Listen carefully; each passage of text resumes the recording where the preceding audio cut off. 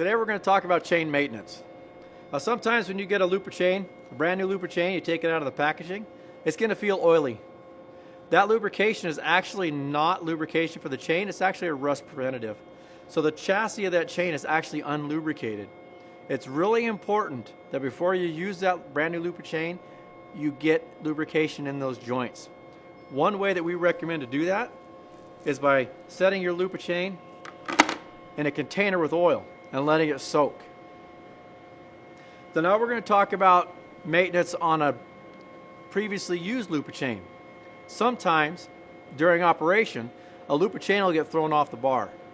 When a looper chain gets thrown off a bar, damage can occur to the drive links. Now this is the location of those drive links. When that occurs, burrs get raised on the drive links. Those burrs are actually wider than the groove of the bar. So now the drive links won't fit into the groove.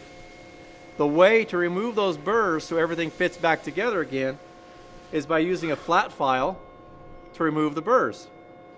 So the first thing you're going to want to do is identify those damaged drive links.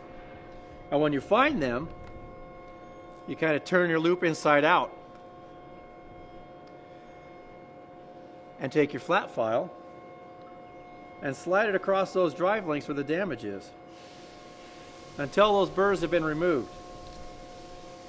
You want to make sure and do that on every single drive link that's got a burr on it. Once you've done that, you can now put your bar and chain back on the saw and run it, and you shouldn't have any problems with the drive links not going into the groove of the bar.